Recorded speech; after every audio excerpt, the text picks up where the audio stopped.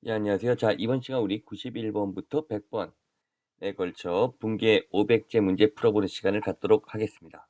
자, 그럼 지금부터 시작해 보죠. 자, 91번 볼게요. 자, 보유 중인 소렌토의 주식에 대해 배당금이 확정되어 150만 원의 보통 예금 계좌로 받았다.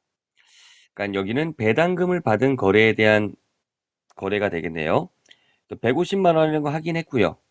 자, 현금 배당이라는 것도 확인했죠. 자, 분계를 바로 입력해 볼게요. 차변에 보통 예금 되겠죠.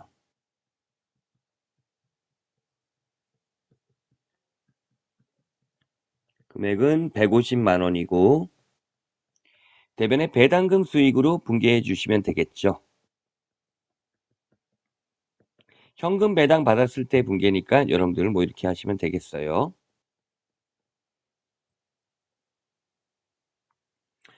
92번 회사 창립 기념일을 맞이하여 영업사원 선물용 과일 바구니 50만 원과 거래처 홍보용 홍삼 세트 20만 원 국민카드로 결제했다.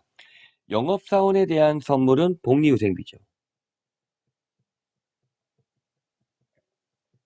뭐 영업사원이니까 판관비로 처리하면 되겠고요.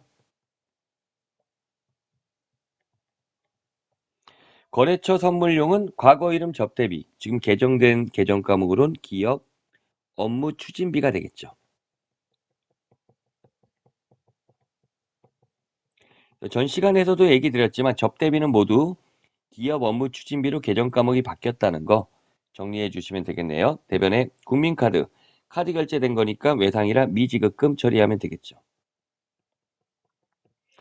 참고로 미지급금 한 번 더 설명드리면은 외상 부채인데 이게 상거래, 즉 재고자산 거래가 아닌 경우에 외상 거래를 모두 미지급금 계정을 사용하면 되겠죠. 거래처 국민카드 잡아야 되겠죠.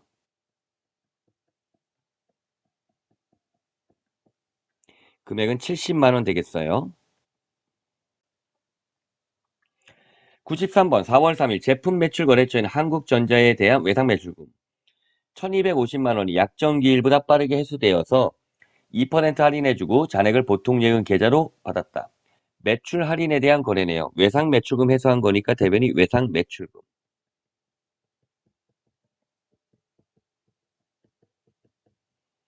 거래처는 한국전자가 되겠고요.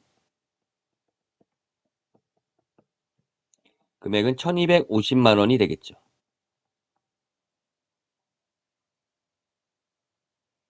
자, 차변에 보통 예금에 입금이 된 거죠. 2% 할인해 준 거, 이 매출 할인이라 그러겠죠. 프로그램 입력할 때는 매출 할인 코드도 조심해야 되는데 우리가 분기 500선 기초회계에서는 입력까지는 바라는 게 아니기 때문에 이 코드를 제가 뭐 이렇게 부여하진 않았어요. 자, 2% 1250만 원에 2%라 25만 원이 되고요. 보통 예금은 1225만 원이 입금된 거죠. 자, 94번 일신 기업에게 매출 대금으로 받아 보관 중인 약속금 받으러움 200만 원이 만기가 도래되어 추심 수수료 3만 원 차감하고 당점 보통 예금에 입금되었다. 자, 받으러움 해소한 거래니까 대변에 받을어음. 거래처 잡아주셔야 되겠죠. 일신 기업. 분개를 하실 때 여러분들이 분개를 막 이렇게 외워서 하는 거는 별로 좋지 않아요. 거래를 분석해서 분개를 이해하셔야 돼요. 그러니까 이런 경우가 있는데 그냥 외워서 분개하시는 분들이 있어요. 그러면 안 돼요. 예. 왜 그런 정확하게 이해를 한 가운데서 분개를 해야 나중에 복잡한 거래들이나 응용된 거래도 분개가 가능해요. 자, 그 다음에 3만 원을 차감하고 보통 예금에 입금됐으니까 차변의 보통 예금은 200만 원에서 3만 원 차감한 197만 원이 되고요. 추심 수수료, 수수료 비용 처리하면 되겠어요. 그리고 판관비고요. 일반적으로요. 수수료 비용은 전부 다 판관비로 정리해 주시면 돼요. 수수료 비용 영업의 비용이 되는 거는 전에 봤죠. 단기 매매 증권의 취득 수수료만 영업의 비용으로 처리하고 나머지는 웬만하면 전부 다 여러분들이 판관비로 처리한다라고 정리해 주시면은 크게 무리가 없어요. 예. 자, 95번 볼게요. 판매장의 화재와 도난에 대비하기 위해 화재 손해보험에 가입하고 1년분 보험료 48만 원, 보통 예금 계좌로 이체하여 지급하였다. 비용 처리할 거. 차변에 보험료가 되는 거죠.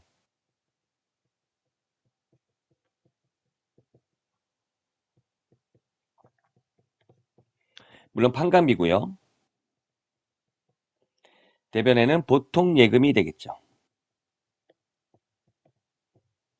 이게 비용 처리할 것 하면은 보험료 비용 처리했을 거고요. 만약에 자산 처리할 것 이랬으면은 선급 비용 처리가 되는 거예요. 예. 요게 의미가 있었죠.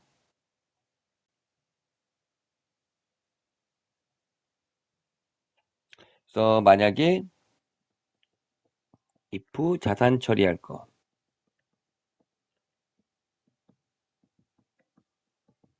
그랬으면은 차변에 선급 비용으로 처리가 됐다는 얘기예요. 자, 96번 당사가 생산한 전자제품 500만 원 사회복지 공동모금에 기부하였다. 자, 기부금 500만 원이 되는 거고요. 대변은 제품이죠. 근데 재고 자산이 이렇게 대변에 나타나면 이걸 우리는 타계정 대체라 그래요.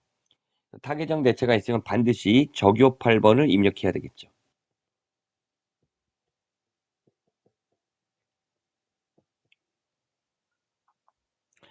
그래서 대변에 재고 자산이 있으면 타계정 대체가 된다. 이렇게 이해하시고 적요 8번을 입력한다. 그런데 이 적요 8번은 프로그램상의 입력이기 때문에 여러분들이 분기 500선 할 때는 그냥 적요 8번을 생략해도 뭐 틀리다고 말할 수는 없지만은 그래도 어차피 실기를 목적으로 우리가 배우는 거니까 타계정 대체 즉 즉 대변에 재고 자산이 오면은 재고 자산이 위치하면 재고 자산이니까 원재료 상품 제품이겠죠. 위치하면 타계정 대체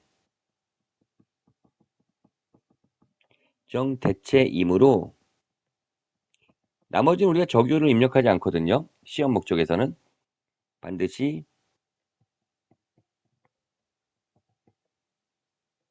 적요 8번을 입력할 것은 한번 이렇게 정리를 해놓고 갈게요. 자, 97번 보시면은 이자 수익 20만 원에 대해 원천징수세액 제외한 나머지 금액이 보통 예금에 입금되었다. 대변의 이자 수익이에요.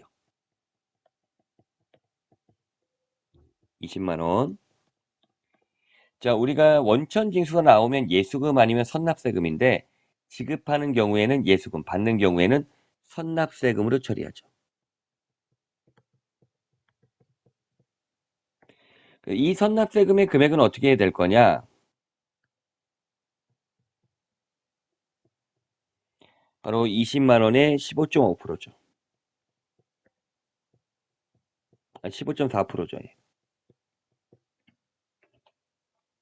이게 15.4%인 게 소득세, 금융소득에 대한 소득세 원천징수세율이 14%예요. 거기에 지방소득세 10% 가산돼서 15.4%인데 어쨌든 20만 원 곱하기 15.4%하면 38,000원이 계산되네요.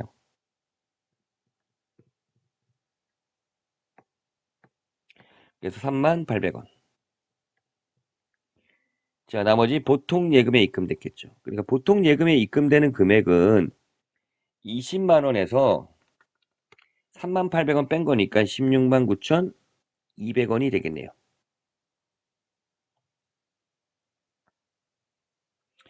자, 98번 빠른 유통의 외상 매입금 500만 원 결제하기 위해 당사의 제품 매출 대가로 받아 보관 중인 약수금 500만 원 배서하여 지급하다. 그러니까 외상 매입금을 갚은 거예요. 그러니까 차변에 외상 매입금 부채 감소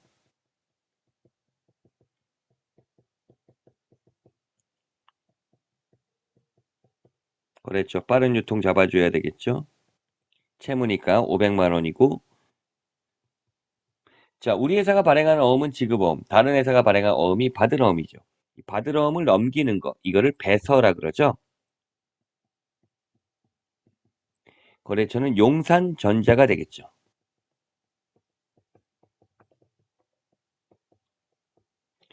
자, 배서에 대한 붕괴. 배서의 붕괴에서는 거래처를 좀 조심해야 돼요. 이 어음을 발행한 거래처에 이제 거래처가 들어와야 되거든요. 자, 그다음 99번 뭐죠? 소망은행으로부터 5년 후 상한 조건으로 1억을 차입하여 보통 예금 계좌로 입금받다. 차변에 보통 예금이 증가하겠죠.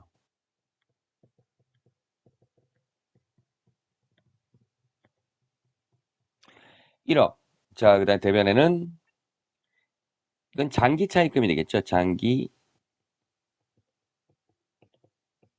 차입금. 거래처는 소망은행이 되는 거겠죠.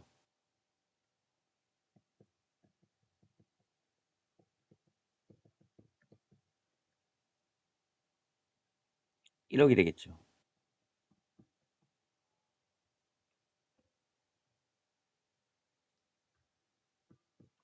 자, 이렇게 입력하면 되고요. 자, 그다음에 100번. 과거에 수령한 가수금 100만 원, 우리전자 제품을 판매하고 계약하고 받은 계약금 50만 원과 외상 매출금 회사한 거다. 그리고 과거에 난 현금을 받으면서 대변에 가수금 처리한 거예요. 그래서 차변에 가수금이란 부채를 감소시키는 거죠. 대변은 원인대로 하면 되는데요. 계약금 받은 거 선수금이죠. 거래처 우리전자가 되겠고요. 50만 원 되겠고요. 외상 매출금 되겠죠.